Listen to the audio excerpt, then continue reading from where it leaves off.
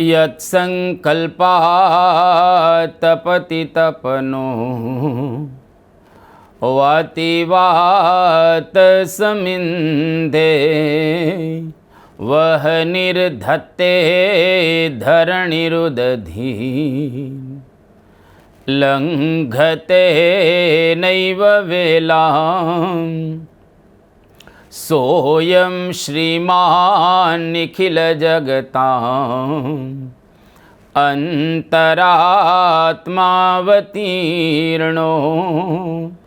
धर्मं रक्षन् दिशतु कुशलम् स्वामिनारायणो नः।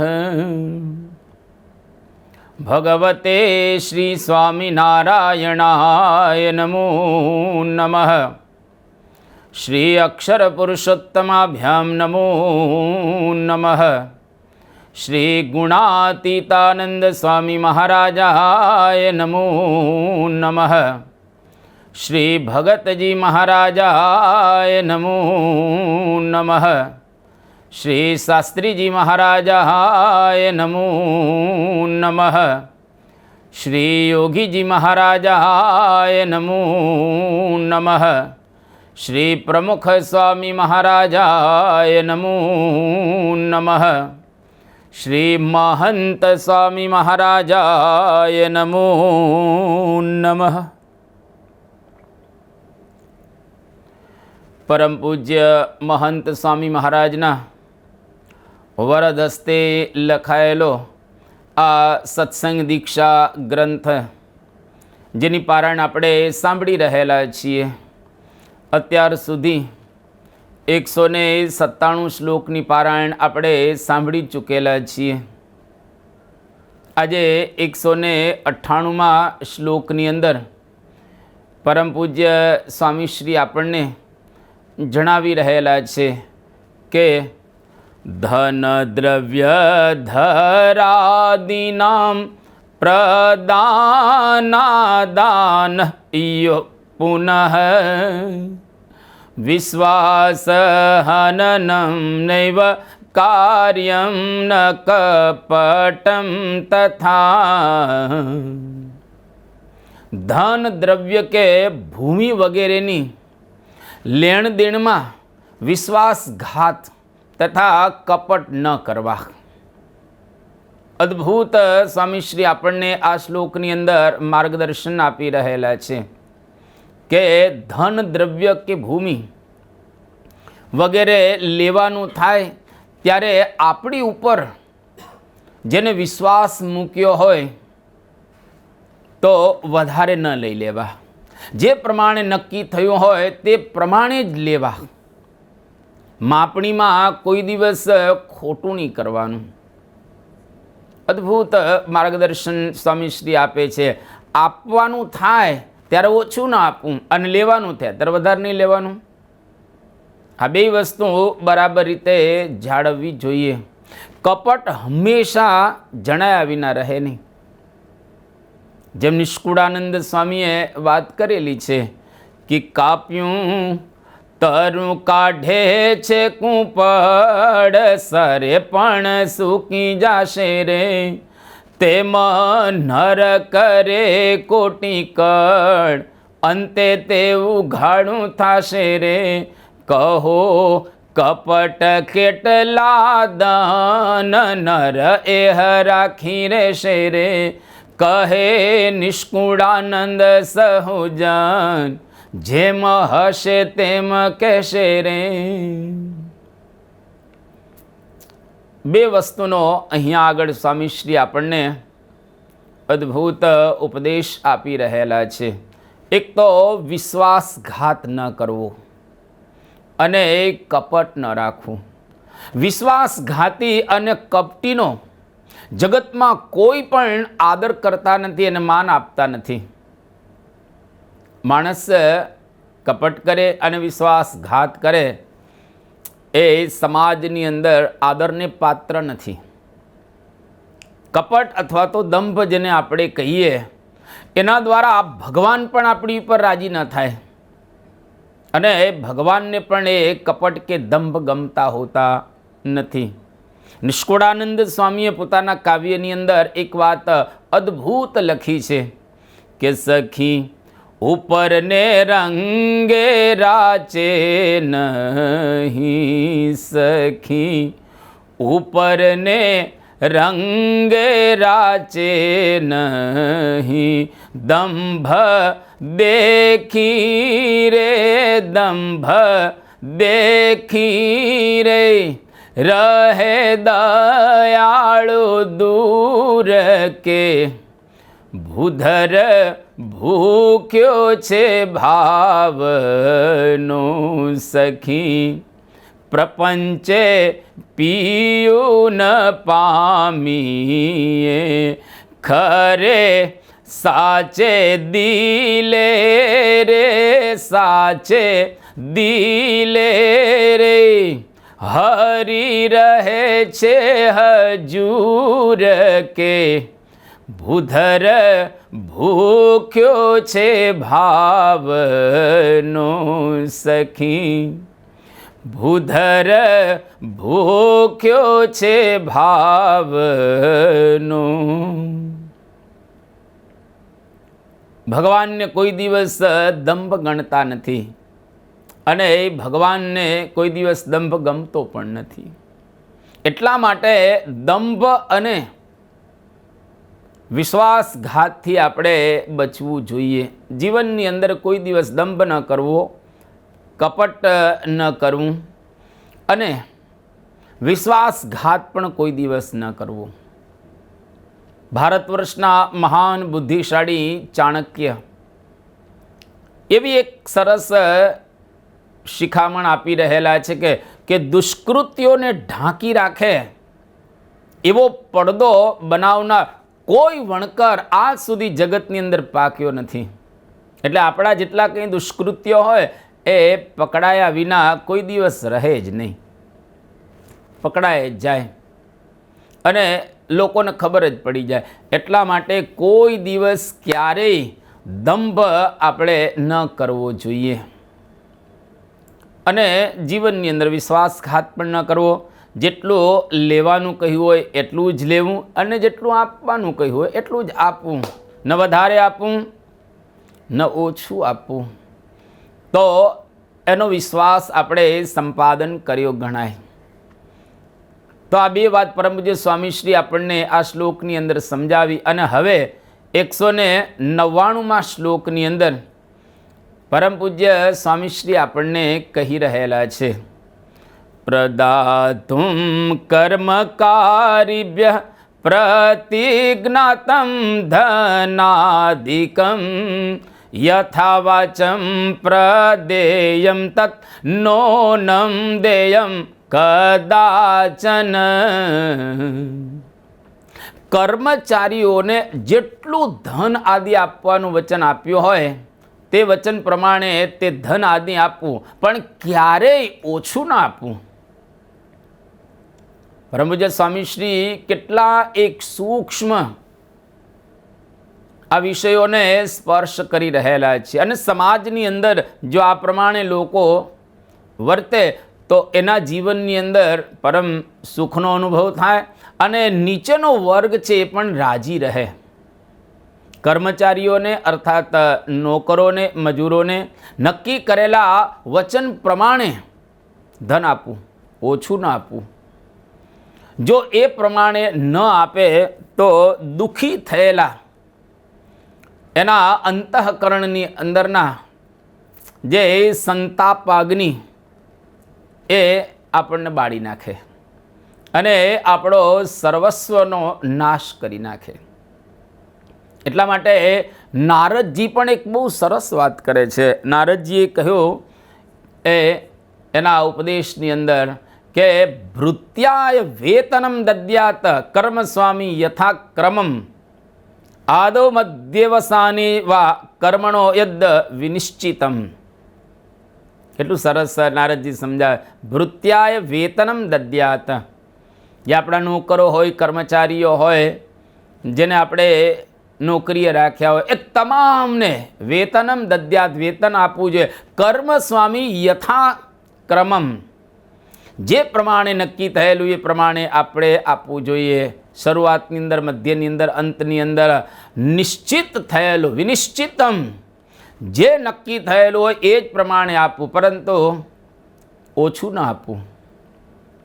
જો ઓછું આપે તો ઘણા બધા પ્રશ્નો એની ફેક્ટરીની અંદર, એના ધંધાની અંદર, એના બિઝનેસની અંદર થતા હોય છે. એટલા માટે આ નારદજી પણ સમજાવી રહ્યા છે.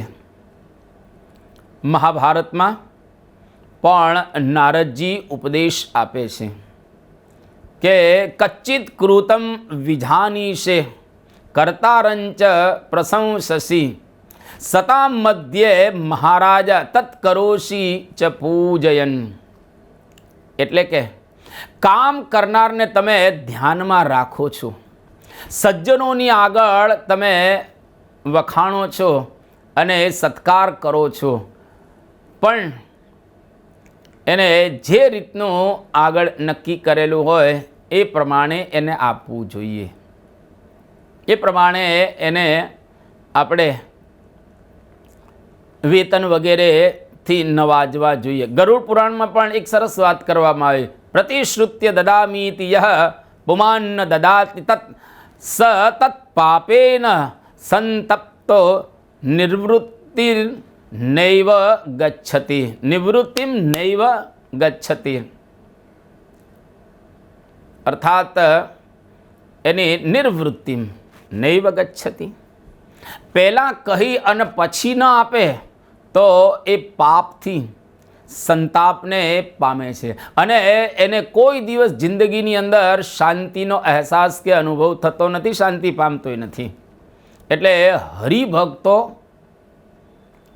શોષણખોર ન બને અને વ્યવહારની અંદર બરાબર શુદ્ધિ જાળવે, એ ખરેખર અગત્યનું રહેલું છે. જો હરિભક્તો શોષણખોર બની જાય તો સમાજની અંદર એની ટીકા થાય, અવહેલના સમાજ એની કરી નાખે, અને વ્યવહારની અંદર જો શુદ્ધિ ન જાળવે તો એનો વ્યવહાર બગડે, અને જેનો વ્યવહાર બગડે એનો મોક્ષ પણ બગડે. કારણ વ્યવહારની અંદર આનંદ ન રહે તો એ મોક્ષ કઈ રીતે મેળવી શકે? એટલે શ્રીજી મહારાજે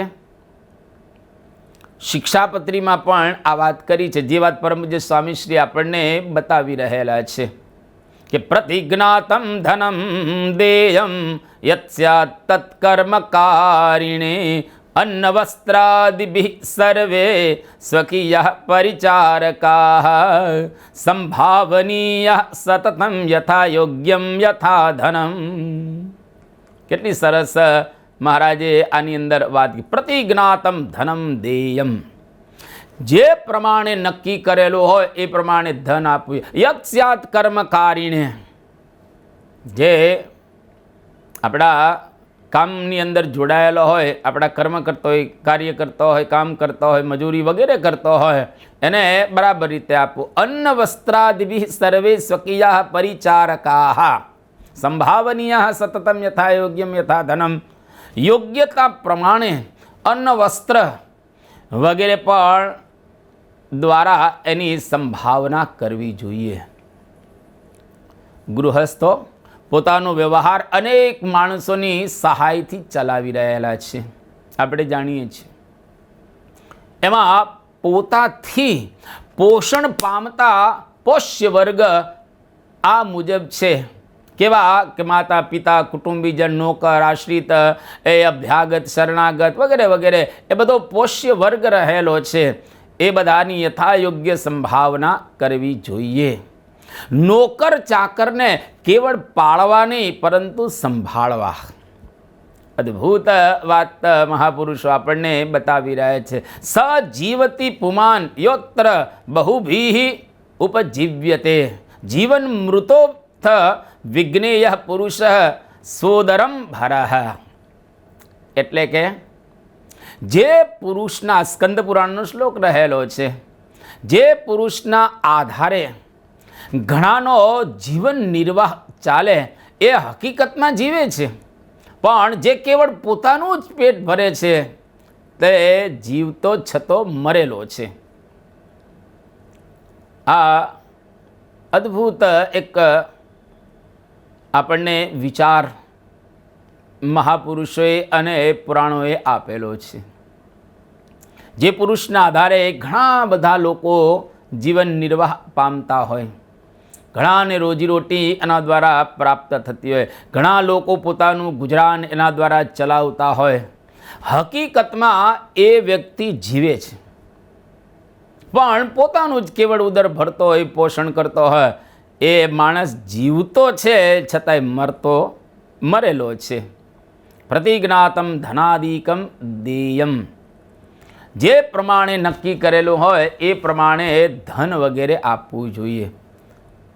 અહીંયા આગળ ધનાદિકમ, આદિકથી મોંઘવારી ભથ્થું પણ આપવું.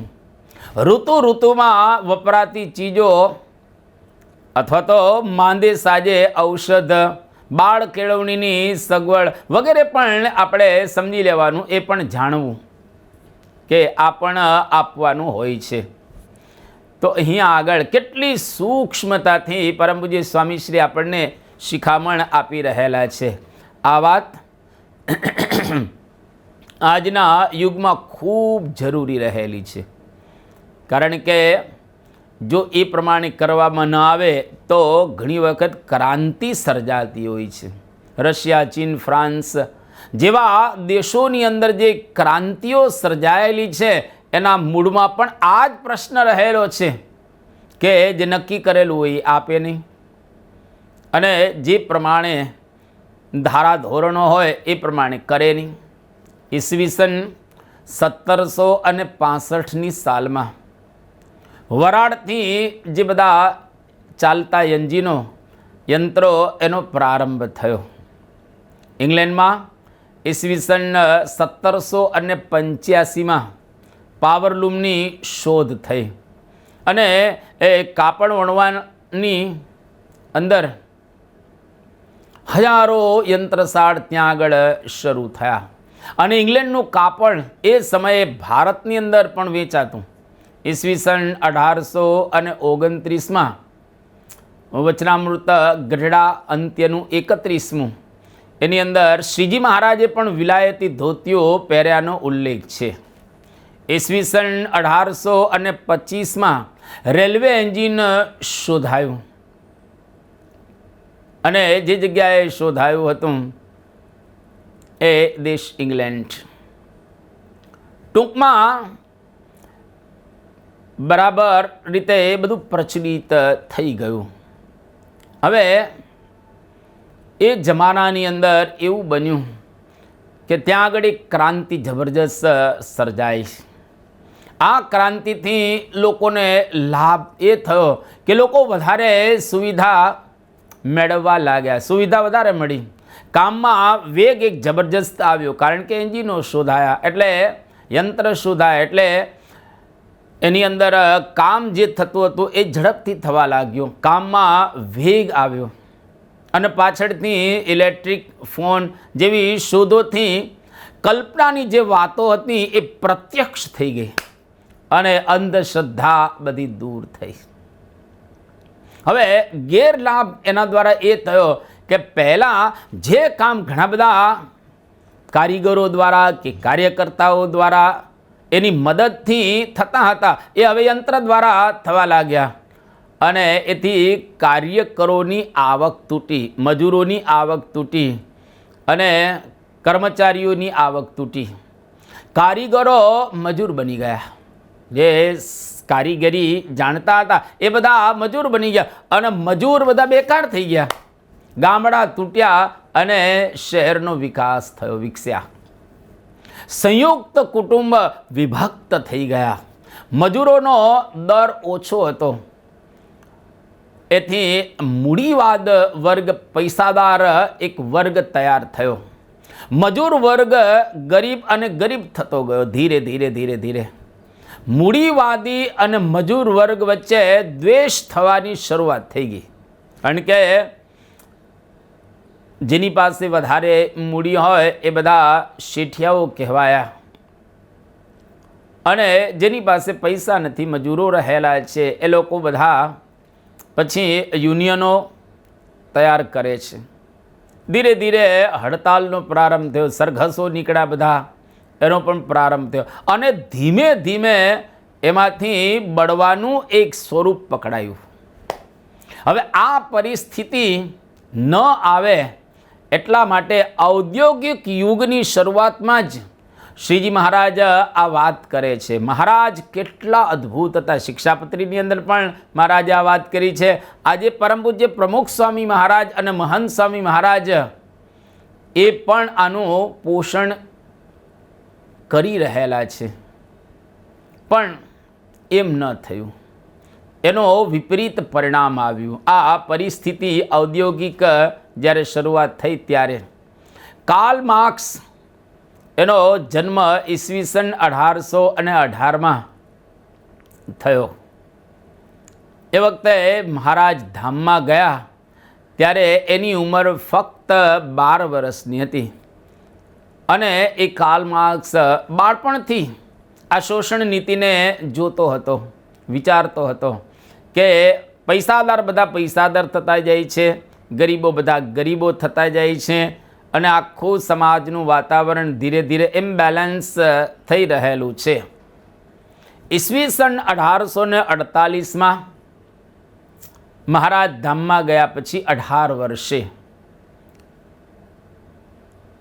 એણે કમ્યુનિસ્ટ મેનિફેસ્ટો તથા ઈસવીસન 1867માં દાસ કેપિટલ નામના પુસ્તકો મજૂરોની ઉન્નતિ માટે લખ્યા. આ બે પુસ્તકો અદ્ભુત, મજૂરોને એમાંથી ખૂબ માર્ગદર્શન પ્રાપ્ત થાય. શોષાતો જે મજૂર વર્ગ આમાંથી પ્રેરણા મેળવતો, પ્રેરણા પ્રાપ્ત કરતો. એ સમયે બાઇબલ જેવું જ પવિત્ર આ પુસ્તક મનાતું. એટલે કે અદ્ભુત આ મજૂરો માટે એની અંદરથી માર્ગદર્શન મળતું, ગાઈડન્સ મળતું. દુનિયાના મજૂરો એક થાવ, મૂડીવાદની જંજીરો તોડવા માટે માર્ક્સનો આ આદેશ હતો. જો મજૂરો તમે એક થશો તો મૂડીવાદના ભૂક્કા બની જશે અને મૂડીવાદીઓ બધા નાસી જશે, પલાયન થઈ જશે. એણે ધર્મને મૂડીવાદે રચેલું ગરીબ લોકોને ઘેનમાં રાખવા માટેનું એક અફીણ કહ્યું. આ કાર્લ માર્ક્સનો એકદમ આદેશ કહીએ કે એને આપેલો આ એક ગ્રંથ, જેના દ્વારા આવી એક જબરજસ્ત ક્રાંતિ સર્જાઈ. શ્રીજી મહારાજ પછી ટૂંક સમયમાં જ જે આ પરિસ્થિતિ થઈ તે જોતા મહારાજ એમના સમયથી કેટલા આગળ હતા એનો આપણને ખ્યાલ આવે. મહારાજને ખ્યાલ છે કે આવા યંત્રનો પ્રારંભ થયો એટલે આપણે એના માટે કંઈક કહેવું જોઈએ અને લખવું જોઈએ. મહારાજે શિક્ષાપત્રીની અંદર આ પ્રકારે વાત કરી. જ્યારે આજે પણ એ મહારાજના વચનો એટલા જ તરુ તાજા રહેલા છે. એટલે પરમ પૂજ્ય મહંત સ્વામી મહારાજ આની અંદર બહુ ટૂંકમાં જે મહારાજનો અભિપ્રાય હતો, જે સમાજની અંદર જરૂરિયાત હતી અને અત્યારે છે, એના સંદર્ભમાં સ્વામીશ્રી આપણને આ બતાવી રહેલા છે.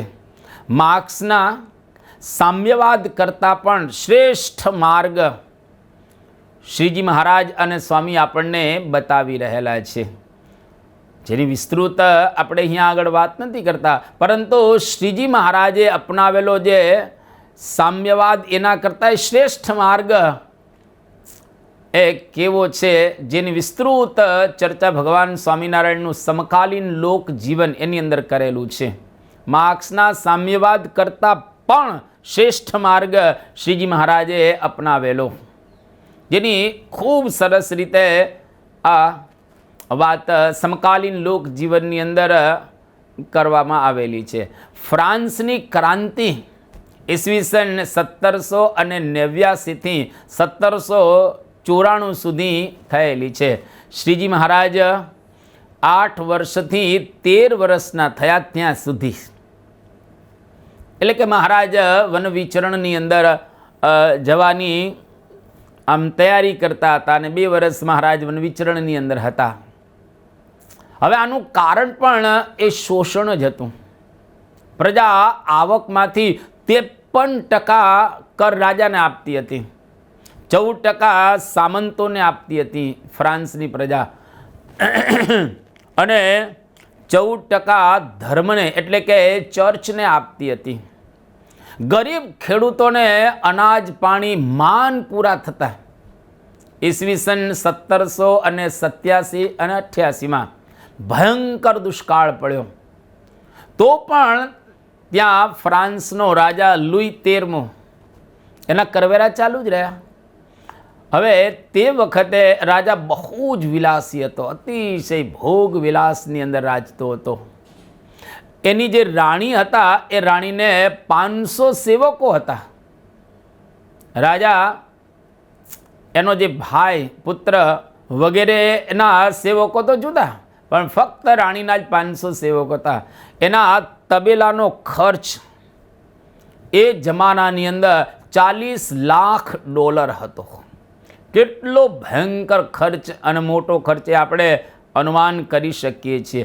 આવા વિલાસી રાજાને લોકો સામે બિલકુલ એનું ધ્યાન હતું ને. લોકોને જે કરવું હોય તે કરે, જે થવું હોય એનું થાય, પણ પોતે ભોગ વિલાસની અંદર પડેલા હતા. ત્યારે બેસ્ટાઇલની કેદ એની પર હલ્લો લોકોએ કર્યો. લોકો સખત ત્યાં આગળ હલ્લો કરે છે અને 7 કેદીઓ એની અંદર જે હતા એને મુક્ત કર્યા. ભયંકર પછી એક બળવો થાય છે અને આવી રીતે એક બળવાની શરૂઆત થઈ. બેસેલ્સના મહેલની અંદર જે રોટી એની બૂમો લોકો પાડવા લાગ્યા, કારણ કે લોકોની પાસે ખાવા નહોતું. અને એક સ્ત્રીઓનું મોટું ટોળું એની અંદર જાય છે, પ્રવેશ્યું. રાજા રાણી એકદમ ભાગ્યા, પણ લોકોના હાથમાં પકડાઈ ગયા અને બંનેનો ત્યાં આગળ વધ કરી નાખવામાં આવે છે. બંનેનો નાશ કરી નાખ્યો, મારી નાખવામાં આવ્યા. જો આ એક ક્રાંતિ સર્જાઈ. આ રીતે શોષક વર્ગ સામે બળવો હતો. આ સમય દરમિયાન મહારાજ વનવિચરણમાં હતા. હવે વત્તે ઓછે અંશે ઇંગ્લેન્ડમાં પણ મજૂરોનો પ્રશ્ન વધવા લાગ્યો. હવે જ્યારે આ મજૂરોનો પ્રશ્ન વધવા લાગ્યો, જો કે શાંત ક્રાંતિ હતી, એકદમ ત્યાં આગળ અતિશય વધારે પ્રશ્નો હતા નહીં, પણ એક શાંતિથી ક્રાંતિનો પ્રારંભ થઈ રહેલો છે. આ યુગ જ એવો હતો કે સૌ પોતપોતાના અધિકારો મેળવવા તત્પર હતા. ઈસવીસન 1774થી સ્વતંત્ર થવા મથતું જે અમેરિકા, એ ઈસવીસન 1781માં સ્વતંત્ર થયું અને મહારાજ ત્યારે પ્રગટ થયા. આ યુગની હવા પારખીને મહારાજે માનવતાવાદી આજ્ઞા કરેલી છે શિક્ષાપત્રીમાં. અત્યારે સ્વામીશ્રી આ આધુનિક સંદર્ભની અંદર આપણને સમજાવી રહેલા છે. ફ્રાન્સ જેવી ક્રાંતિ રશિયામાં પણ ઈસવીસન 1911માં થઈ. ત્યાં પણ રાજા ઝાર અને રાણીનો વધ કરવામાં આવ્યો. ચીનમાં પણ ઈસવીસન 1919માં ક્રાંતિ થઈ. આ બંને દેશોમાં જે ક્રાંતિ થઈ એના મૂળમાં મજૂર વર્ગ પર કરેલ શોષણ કે દમન જ હતું. મજૂર વર્ગને જો આપણે બરાબર રીતે ન સાચવીએ તો એનો કોપ આપણે સહન કરવો જ પડે, એમાં કોઈ શંકાને સ્થાન રહેલું નથી. એટલે મજૂર વર્ગનું શોષણ, અધિકારી વર્ગનું શોષણ, એવા લેબર વર્ગનું શોષણ કોઈ દિવસ ન કરવું જોઈએ. આ બધી ક્રાંતિઓના મૂળમાં આ જ રહેલું છે. અને ત્યાં આગળ કહેતા રશિયાની અંદર સામ્યવાદની સ્થાપના થઈ. મહારાજ ધામમાં ગયા ત્યાર પછી 80 વર્ષ પછી પણ આ આદેશ એટલો જ ઉપયોગી બની ગયો. મહારાજ જ્યારે ધામમાં ગયા પછી અને અત્યારે પણ મહારાજ ધામમાં ગયા પછી આ 150 વર્ષથી થોડા વધારે વર્ષો થયા, ત્યારે પણ આ જ આદેશ પરમ પૂજ્ય મહંત સ્વામી મહારાજ એટલો જ ઉપયોગી છે અને આ પૃથ્વીનું તળ રહેશે ત્યાં સુધી આટલો જ ઉપયોગી રહેવાનો છે. મહારાજ જ્યારે વાત કરતા હતા ત્યારે ભારતમાં પણ યંત્રની શરૂઆત થઈ ગઈ હતી. ઈસવીસન 1820માં સુરતમાં મિશન પ્રેસ ચાલુ થયું હતું. શિક્ષાપત્રી લખી એના 6 વર્ષ અગાઉ ઈસવીસન 1822માં 7મી જુલાઈએ મુંબઈ સમાચાર છાપવું શરૂ થયું હતું. મહારાજે અમદાવાદ મંદિરમાં પ્રતિષ્ઠા કરી તે પછી 5 મહિને ધામમાં ગયા. તેના 8 વર્ષ પૂર્વે આ બધું ખરેખર ઇતિહાસની અંદર નોંધાયેલું છે. ભારતની યાંત્રિક યુગથી જે થતી કાયા પલટ મહારાજે જોઈ હશે અને શિક્ષાપત્રીમાં એ રીતે લખ્યું. અને અત્યારે પરમ પૂજ્ય સ્વામીશ્રી જોઈ રહ્યા છે અને અત્યારે આપણને આ વાત સમજાવી રહ્યા છે.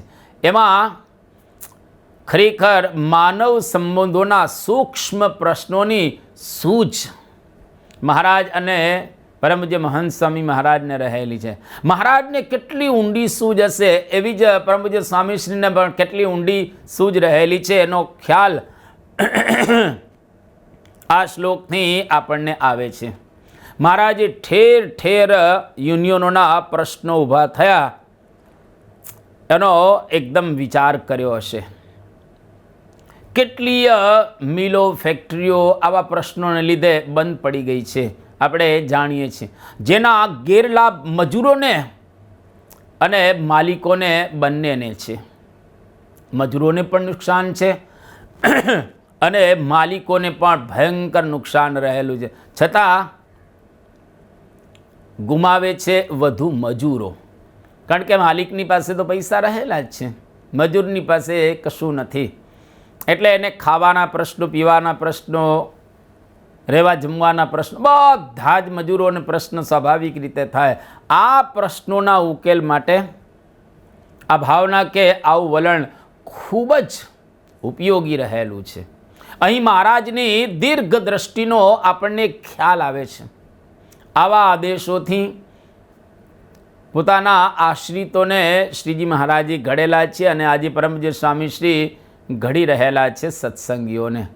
મહારાજે રાજનૈતિક અને સામાજિક ક્ષેત્રે કેટલું મોટું એક પ્રદાન કર્યું છે જેનો પ્રત્યક્ષ પુરાવો ઇતિહાસની અંદર આપણને મળી રહેલો છે. એટલે ટૂંકમાં પરમ પૂજ્ય સ્વામીશ્રી આપણને આ શ્લોક દ્વારા એટલું સમજાવી રહેલા છે કે જે પ્રમાણે નક્કી કરવામાં આવેલું હોય એ પ્રમાણે આપણે આપવું જોઈએ, અને જો એ પ્રમાણે આપણે ન આપીએ તો એના દ્વારા પાછળથી ભયંકર પ્રશ્નો થતા હોય છે.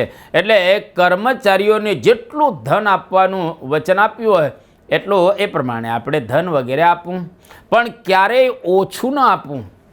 જો ઓછું કર્મચારીઓને, નોકરોને, મજૂરોને આપે તો એની અંદર આવા કેટલાય પ્રશ્નો સર્જાય, આવી જબરજસ્ત ક્રાંતિઓ પણ સર્જાતી હોય છે. એટલા માટે સ્વામીશ્રી અહીંયા આગળ આપણને એક અદ્ભુત વાત સમજાવી રહ્યા છે. હવે 200મા શ્લોકની અંદર સ્વામીશ્રી સમજાવે છે, નૈવ વિશ્વાસ ઘાતમ હિ કોર્યાત સત્સંગમાશ્રિત પાલયેદ વચનમ દત્તમ પ્રતિજ્ઞાતમ ન લંઘયે. સત્સંગીએ વિશ્વાસઘાત ન કરવો, આપેલું વચન પાળવું, પ્રતિજ્ઞાનું ઉલ્લંઘન ન કરવું. કેટલી સરસ વાત સમજાવી રહેલા છે કે વિશ્વાસઘાત એટલે હું તમારું કામ અવશ્ય કરી આપીશ, હું તમારું રક્ષણ કરીશ, અને તે પછી કામ કે રક્ષણ ન કરે તો તેને વિશ્વાસઘાત કર્યો કહેવાય. આ વિશ્વાસઘાત કોઈ દિવસ આપણે ન કરવો જોઈએ. વિશ્વાસઘાત એટલે કે વિશ્વાસ રાખી આપી અને પછી એને મારી નાખો, એને કહેવાય વિશ્વાસઘાત. આવો વિશ્વાસઘાત કોઈ દિવસ સત્સંગીઓએ એક કરવો નહીં.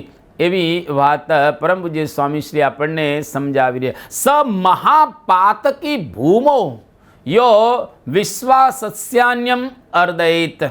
સ્મૃતિ ગ્રંથ. જે વિશ્વાસ આપીને પછી એને હેરાન કરે છે તો આ ભૂમિ ઉપર તે મહાન પાપી છે, અતિશય પાપી રહેલો છે. વચન આપીને પાડે નહીં તે મહાપાપી છે. રઘુકુળની અંદર એક રીત હતી, એક વખત વચન આપી દીધો પછી લોકો પાડતા હતા, રાજાઓ બધા.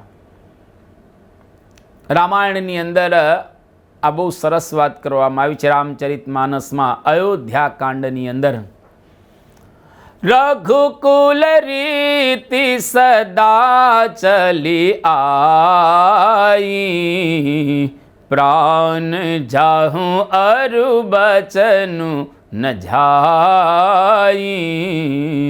રઘુકુલ રીતિ સદા ચલી આઈ, પ્રાણ જાહું અરુ બચનું ન જાય. પ્રાણ જાઉં અરુ બચનું ન જાય. આ રઘુકુળની રીત હતી. પ્રાણ જાય કદાચ પણ એ વચનનો ત્યાગ કરતા ન હતા. એકવાર રાજા કુંગ તે છેંગ કન્ફ્યુશસને પૂછવા ગયા કે સારી રીતે રાજ્યનું સંચાલન કરવા માટે કઈ કઈ વસ્તુઓની આવશ્યકતા રહેલી છે. આ કુંગ તે છેંગ રાજા પૂછી રહેલા છે.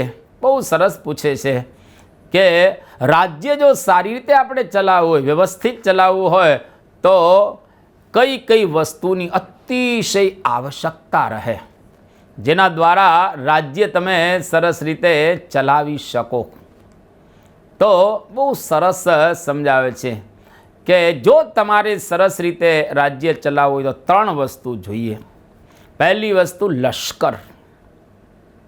જો સારું લશ્કર હોય તો રાજ્યની અંદર કોઈક વખત અરાજકતા ઉત્પન્ન થાય, કોઈક વખત બળવો થાય તો એ વખતે લશ્કર દ્વારા આપણે એને શાંત કરી શકીએ. બીજો ખજાનો. ખજાનો પણ એટલો જ અગત્યનો રહેલો. જો રાજ્યની પાસે ખજાનો ન હોય, ધન સંપત્તિ ન હોય તો રાજ્ય બરાબર ચલાવી ન શકો. અને ત્રીજી વાત, પ્રજાનો વિશ્વાસ અતિ અગત્યનું રહેલું છે. પ્રજાનો વિશ્વાસ પણ સંપાદન કરવો જોઈએ. અને જેટલા લોકોએ આવા સારા રાજ્યો ચલાવ્યા છે એના પાયાની અંદર આ 3 વસ્તુ રહેલી છે. જો 3 વસ્તુ બરાબર હોય તો રાજ્ય તમે વ્યવસ્થિત રીતે ચલાવી શકો. અને 3 વસ્તુ જો બરાબર ન હોય તો રાજ્ય ચલાવી શકતા હોતા નથી. એટલા માટે અહીંયા આગળ સરસ વાત સમજાવી રહેલા છે કે કન્ફ્યુશિયન એ મહાન ગુરુ હતા, કન્ફ્યુશિયસ, અને એ ઉપદેશક હતા જેને ધર્મની સ્થાપના પણ કરેલી છે. બહુ જ એકદમ શાણા પુરુષ હતા. એટલે એમણે આ સલાહ આપી કે 3 વસ્તુની અવશ્ય જરૂરિયાત પડે. પછી એને પૂછવામાં આવ્યું કે કદાચ 3માંથી કોઈ એક ઓછી કરવી પડે તો કઈ ઓછી કરવી? ત્યારે કન્ફ્યુશિયન એમણે વાત કરી કે લશ્કરને ઓછું કરી નાખો. કન્ફ્યુશિયસે આ સલાહ આપી કે લશ્કર ઓછું કરી નાખો. લશ્કર નહીં હોય તો ચાલશે, તો પણ રાજ્ય સારી રીતે તમે ચલાવી શકશો. હવે બાકીની 2 વસ્તુ તો રાખવી પડે, ખજાનો અને પ્રજાનો વિશ્વાસ. જો આ 2 હોય તો સારી રીતે તમે રાજ્ય ચલાવી શકો, એમાં કોઈ તકલીફ ન પડે. હવે ત્રીજો પ્રશ્ન પૂછવામાં આવ્યો કે બાકી 2માંથી 1 ઓછી કરવી પડે તો કઈ વસ્તુને છોડવી અને કઈ વસ્તુને રાખવી? ત્યારે કન્ફ્યુશિયસ કહે છે કે ખજાનો અને પ્રજાનો વિશ્વાસ, આ 2 વસ્તુમાંથી જો એકને છોડવી જ પડે એવી પરિસ્થિતિ સર્જાય તો ખજાનાને છોડી દેવો. કદાચ ખજાનો નહીં હોય તો ચાલશે, પણ પ્રજાનો વિશ્વાસ એ ખૂબ અગત્યનું છે. કન્ફ્યુશિયસ આ અદ્ભુત સલાહ આપે છે. પ્રજાનો વિશ્વાસ એ સર્વોપરી શક્તિ રહેલી છે. પ્રજા જો વિશ્વાસુ હોય તો ખરેખર સારામાં સારી રીતે આ રાજ્ય ચાલે. અને એનો વિશ્વાસઘાત ન કરવો, પ્રજાનો વિશ્વાસ, પ્રજાને બરાબર રીતે સાચવવી જોઈએ. એકવાર વચન આપ્યું એને બરાબર પાડું, ફરી ન જવું.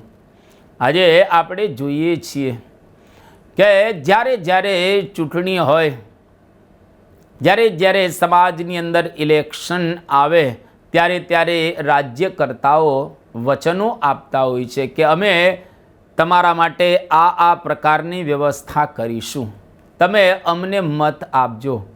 અને ખરેખર ભોળી પ્રજા લોકોને આ વાતની અંદર વિશ્વાસ આવી જાય એટલે એમણે જે વચનો આપ્યા હોય એ પ્રમાણે પ્રજા એને સિલેક્ટ કરે, ચૂંટે અને પછી એને મત આપે.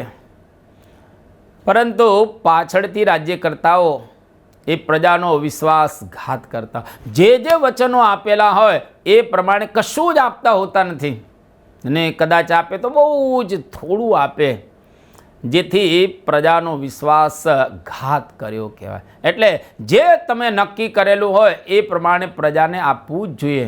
પ્રતિજ્ઞાનું ઉલ્લંઘન ન કરવું. જો પ્રતિજ્ઞાનું તમે ઉલ્લંઘન કરો તો એના દ્વારા તમે પ્રજાનો વિશ્વાસઘાત કરેલો છે. અને મહાન પુરુષો કોઈ દિવસ પ્રતિજ્ઞાનું ઉલ્લંઘન કરતા હોતા જ નથી. મહાભારતની અંદર પ્રસંગો આપણે સાંભળેલા છે. જે કંઈ પ્રતિજ્ઞાઓ મહાપુરુષોએ કરેલી છે તમામનું એ લોકોએ અક્ષરશઃ પાલન કરેલું છે.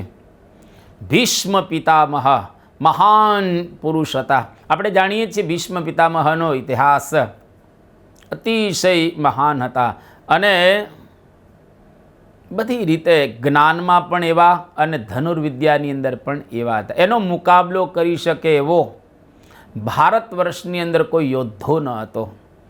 અને એટલા જ શાણા પુરુષ હતા, એટલા જ સમજુ પુરુષ હતા, એટલા જ જ્ઞાની પુરુષ પણ હતા. એને સમજણ પણ હતી અને સાથે સાથે શસ્ત્ર વિદ્યાની અંદર પણ એટલા પ્રવીણ હતા ભીષ્મ પિતામહ. એક વખત પ્રતિજ્ઞા કરે કોઈ દિવસ પોતે ફરતા નહીં. ભીષ્મની પ્રતિજ્ઞા આપણે જાણીએ છીએ કે એમના પિતાશ્રી જે શાંતનુ, એ શાંતનુ રાજાને પરણવાની ઈચ્છા થઈ મત્સ્યગંધાની સાથે.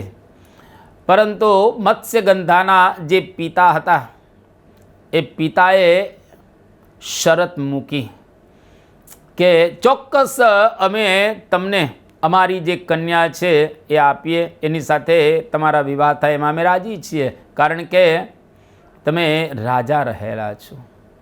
પણ અમારી એક શરત રહેલી છે. શું શરત? કે અમારી જે પુત્રી રહેલી છે એમનો જે પુત્ર થાય એ જ રાજગાદીનો વારસ બને, એ જ રાજ સિંહાસનનો વારસ બને. જો આ શરત તમને માન્ય હોય તો તમારી સાથે અમારી દીકરીના અમે લગ્ન કરીએ. શાંતનુ રાજા બે રીતે પીડાવા લાગ્યા. એક તો એને વિચાર થયો કે મારો પુત્ર ભીષ્મ હવે એ રાજગાદીનો અધિકારી રહેલો છે, હવે એના રાજ અધિકાર બધા હું છીનવી લઉં તો બાપ તરીકે એ સારું ન ગણાય. એટલે આ એને એક અંતરની અંદર વિચાર, એ વિચાર પીડા આપતો હતો. અને બીજી બાજુ એને આ મત્સ્યગંધાની અંદર દિલ લાગી ગયેલું હતું, મન લાગી ગયેલું હતું. એક પ્રકારની વાસના પણ મત્સ્યગંધા પ્રત્યેની પ્રબળ હતી. હવે બેની વચ્ચે આ એકદમ પીડાતા હતા. શાંતનુ શું કરવું અને શું ન કરવું એનો નિર્ણય કરી શકતા ન હતા. એક વખત ભીષ્મ પિતામહે પોતાના પિતાશ્રી શાંતનુને પૂછ્યું કે પિતાશ્રી આજકાલ આપ ચિંતિત હોય એવું લાગે છે અને તમારું શરીર એકદમ પાતળું થઈ રહેલું, તો જે કોઈ પ્રશ્ન હોય તમે મને બતાવો અને હું એનું સમાધાન બરાબર રીતે કરીશ, તમે ચિંતા ન કરતા. એ વખતે શાંતનું પોતે વાત સમજાવી રહેલા છે, કયા પ્રકારની પરિસ્થિતિ રહેલી છે, તમે ચિંતા ન કરો. અને ત્યાં આગળ ગયા અને એ વખતે જે મત્સ્યગંધાના પિતાશ્રી હતા એમને બધી વાત કરી. કહ્યું કે તમારી શરત શું છે અમને જણાવો. ભીષ્મ પિતામહને પોતાની શરત જણાવી અને કહ્યું કે સારું, તમારો દીકરો જે છોકરીનો થશે એ જ રાજગાદીનો અધિકારી, પણ એના પછી કદાચ તમારા જે પુત્ર હોય એ બળવો કરે અને એને મારી નાખે અને પોતે રાજસિંહાસન ઉપર આરૂઢ થઈ જાય તો શું? એટલે ભીષ્મ પિતામહે કહ્યું કે જુઓ, હું લગ્ન જ નહીં કરું અને હું તમને પ્રતિજ્ઞાપૂર્વક કહું છું કે અમારા કોઈ પુત્ર જ નહીં થાય. એટલે ભીષ્મ પિતામહે ત્યાં આગળ પ્રતિજ્ઞા કરી કે હું આજીવન બ્રહ્મચારી રહીશ. અને જ્યારે એને આ પ્રતિજ્ઞા કરી આકાશમાંથી અવાજ આવ્યો, ભીષ્મ ભીષ્મ ભીષ્મ. એટલે કે તમે આ એક અદ્ભુત ખૂબ અઘરું કાર્ય કરેલું છે, જે કોઈથી ન થઈ શકે. આજીવન બ્રહ્મચર્ય વ્રત ધારણ કરવું એ કોઈ સામાન્ય વસ્તુ રહેલી નથી, પરંતુ તમે આજીવન બ્રહ્મચર્ય વ્રત ધારણ કરવાની એક પ્રતિજ્ઞા કરી, એના દ્વારા આ અમે ખૂબ પ્રસન્ન થયા છીએ. આવું કોઈ દિવસ કોઈથી બની જ ન શકે જે તમે પ્રતિજ્ઞા કરી રહ્યા છો. તો પ્રતિજ્ઞાનું ઉલ્લંઘન ન કરો. ભીષ્મ પિતામહે આ પ્રતિજ્ઞા રાખી. એમણે કોઈ દિવસ આ પ્રતિજ્ઞાનો ભંગ કરેલો નથી.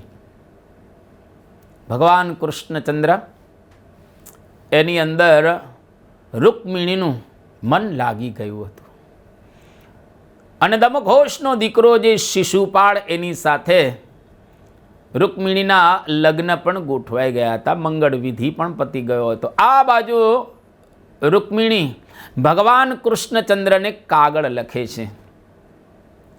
7 એની અંદર શ્લોક હોય છે, સપ્તપદી. એનો સંબંધ જાણે ભગવાનને બતાવી રહેલા હોય એવી રીતે રૂકમિણી કાગળ લખે. ભગવાને કાગળ વાંચ્યો અને નક્કી કર્યું કે આપણે ત્યાં આગળ જવું છે. એટલે કુંડીનપુર ભગવાન એના લગ્નની અંદર જાય છે અને ત્યાંથી એનું અપહરણ કરે છે. પ્રસંગ પ્રસિદ્ધ ભાગવતની અંદર રહેલો છે. બધા જ રાજાઓ જોતા હતા. એની વચ્ચેથી ભગવાન કૃષ્ણચંદ્ર રથમાં રૂકમિણીને બેસાડી અને એનું હરણ કરીને લઈ આવે છે. રસ્તાની અંદર રૂકમિણીનો ભાઈ જે રૂકમી ભગવાનની સાથે યુદ્ધ કરવા માટે આવે છે અને ઘરેથી એવી પ્રતિજ્ઞા કરીને નીકળેલો હતો, જ્યાં સુધી હું કૃષ્ણને મારીને મારી બેનને ન લઈ આવું ત્યાં સુધી આ કુંડીનપુરની અંદર હું પ્રવેશ નહીં કરું. અમારી પ્રતિજ્ઞા રહેલી છે. પરંતુ ભગવાનને ઓછો જીતી શકે. ભગવાન એને મારવા ઉદ્યત થયા ત્યારે રૂકમિણીએ પ્રાર્થના કરી કે પ્રભુ, આ મારો ભાઈ છે, તમે એને છોડી દો. તો એની મૂછ કાપી નાખી, મુંડન કરાવી નાખ્યું અને અપમાન કરીને એને છોડી દેવામાં આવે છે.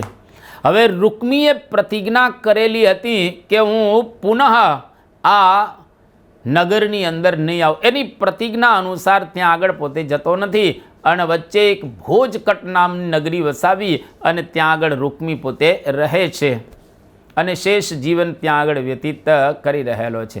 જો પ્રતિજ્ઞાનું એને ઉલ્લંઘન ન કર્યું, જે નક્કી કરેલું હતું એ જ પ્રમાણે ત્યાં ગયો નહીં, પણ વચ્ચે એક નગરીની અંદર પોતે રહે છે. એટલે જે પ્રતિજ્ઞાઓ આપણે લીધેલી હોય એ પ્રતિજ્ઞાને બરાબર રીતે પાડવી જોઈએ અને એ પ્રમાણે જ આપણે કરવું જોઈએ.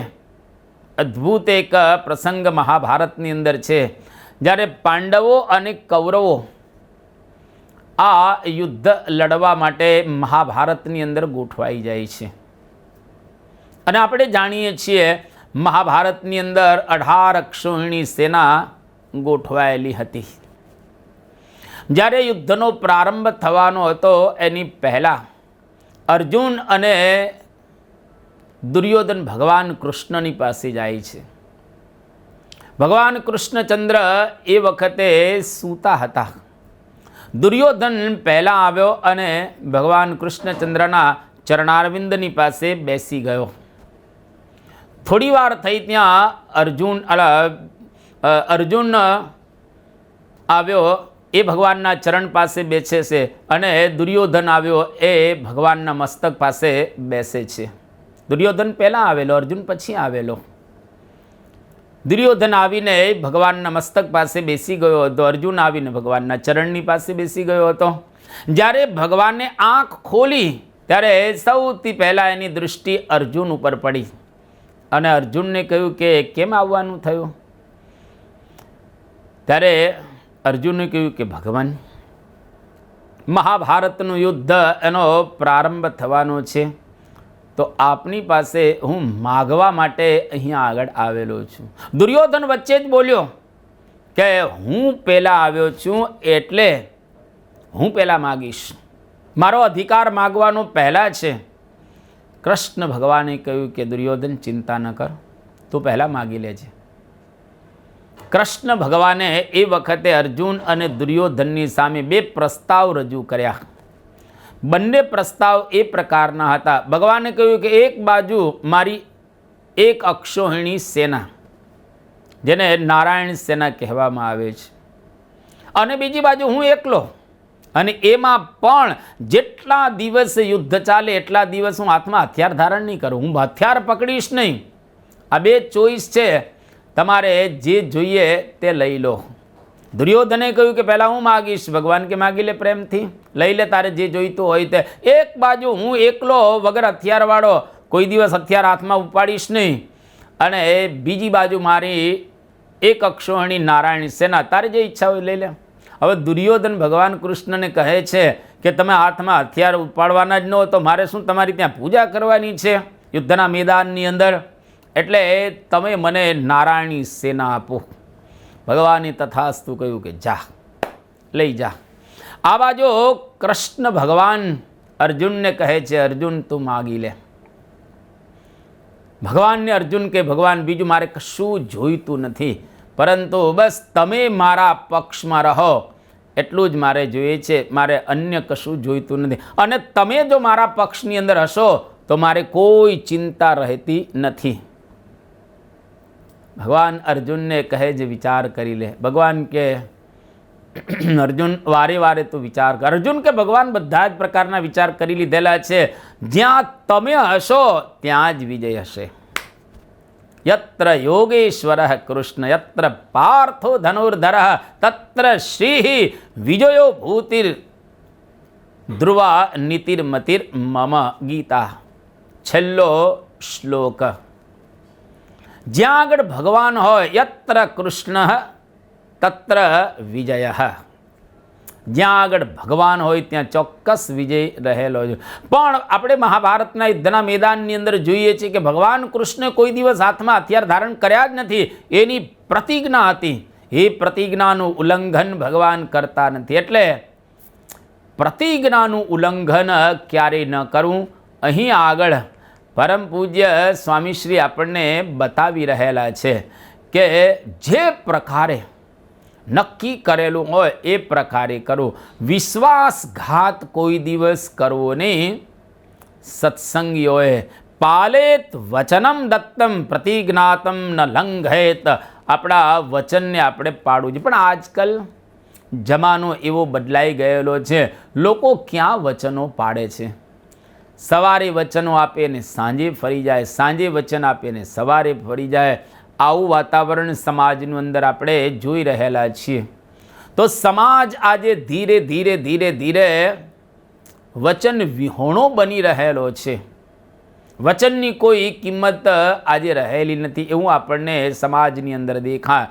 તો એ સમાજની અંદર પરમ પૂજ્ય મહંત સ્વામી મહારાજ કેટલી અદ્ભુત આપણને વાત સમજાવી રહેલા છે કે આપણા સત્સંગીઓએ, આપણે બીએપી સંસ્થાના આશ્રિત છે તમામને માટે આમ તો પરમ પૂજ્ય સ્વામીશ્રી આ વાત જણાવી રહ્યા છે કે વિશ્વાસઘાત ન. જો સમાજની અંદર આ શ્લોક દરેક લોકો અપનાવે તો સમાજની અંદર એક સ્વર્ગનું વાતાવરણ ઊભું થઈ જાય, એક સમાજ સુખી બની જાય અને સમાજની અંદર અદ્ભુત એક ક્રાંતિ સર્જાય. વચન પાળવું જોઈએ, પ્રતિજ્ઞાનું ઉલ્લંઘન ન કરવું જોઈએ અને એવો વિશ્વાસઘાત આજે સમાજની અંદર ઘણી જગ્યાએ થતો હોય છે. અને વિશ્વાસઘાતને લઈ અને લોકો કેટલાય આપઘાત કરતા હોય છે, કેટલાય મરી જતા હોય છે. ઘણી વખત સમાજની અંદર માણસો પોતાનો સ્વાર્થ સાધવા માટે વિશ્વાસઘાત કરતા હોય છે. આજે એના દ્વારા સમાજના કેટલાય ઘરો ભાંગી ગયા છે, અરે કેટલાય સમાજો ભાંગી ગયા છે, કેટલાય દેશો ભાંગી ગયા છે, કેટલાય રાજ્યો કે જિલ્લાઓ કે તાલુકાઓ કે ગામડાઓ આજે ખલાસ થઈ ગયા છે વિશ્વાસઘાતને લઈને. એટલા માટે પરમ પૂજ્ય સ્વામીશ્રી આપણને આ વાત ખૂબ સુંદર રીતે સમજાવી રહ્યા છે. ટૂંકમાં કહીએ તો વચનના પાકા રહેવું અને પ્રતિજ્ઞાનું પાલન કરવું, પરંતુ એનું ઉલ્લંઘન ન કરવું. અને જો ખરેખર ઉલ્લંઘન કરે તો શાસ્ત્રો પ્રમાણે એ પાપ લાગે છે, જે ભયંકર પાપ હોય છે. અને એના જેટલા કંઈ પુણ્ય એ બધા પુણ્ય ખલાસ થઈ જાય અને એ મહાપાપી ગણાય છે. એટલા માટે પાપથી બચવા, પોતાના રક્ષણ માટે, સમાજનું ભલું થાય એના માટે અને લોકોની સુખાકારી વધે એના માટે અને એક હેલ્ધી સમાજ, એક હેલ્ધી સોસાયટી ઊભી કરવા માટે પણ આપણે વિશ્વાસઘાત એ ન કરવો જોઈએ. આવી વાત પરમ પૂજ્ય સ્વામીશ્રી આપણને જણાવી અને આટલા સંદર્ભો દ્વારા આપણે એ વસ્તુને સમજ્યા કે ખરેખર જે લોકો પ્રતિજ્ઞાનું પાલન કરે છે, જે લોકો પોતાની પ્રતિજ્ઞાને વળગી રહે છે, એનો દરેક માણસ વિશ્વાસ કરે છે અને એની પ્રગતિ પણ દરરોજ ધીરે ધીરે થયા કરતી હોય છે. એટલા માટે આ એક ખૂબ અગત્યનો પરમ પૂજ્ય સ્વામીશ્રી આપણને શ્લોક સમજાવી રહેલા છે. તો અહીં આગળ આ 200મો જે શ્લોક છે એને આપણે પૂર્ણ કરી રહેલા છીએ. સાથે સાથે આજની આ પારાયણ એને પણ આપણે પૂર્ણ કરી રહેલા છીએ. 2 મિનિટ ધૂન બોલાશે અને ત્યાર પછી આપણે ધ્યેય મંત્ર અને વિદાય શ્લોક બોલી આજની પારાયણને અલવિદા આપીશું. સ્વામી નારાયણ નારાયણ નારાયણ, સ્વામી નારાયણ નારાયણ નારાયણ, સ્વામી નારાયણ સ્વામી નારાયણ, સ્વામી નારાયણ સ્વામી નારાયણ, સ્વામી નારાયણ નારાયણ નારાયણ, સ્વામી નારાયણ નારાયણ નારાયણ. ગુણાતીતં ગુરું પ્રાપ્ય બ્રહ્મરૂપં નિજાત્મનઃ, વિભાવ્ય દાસ ભાવેન સ્વામિનારાયણં ભજે. શ્રીહરિં સાક્ષરં સર્વદેવેશ્વરં ભક્તિધર્માત્મજં દિવ્યરૂપં પરમ, શાંતિદં મુક્તિદં કામદં કારણં સ્વામિનારાયણં નીલકંઠં ભજે. શ્રીહરિં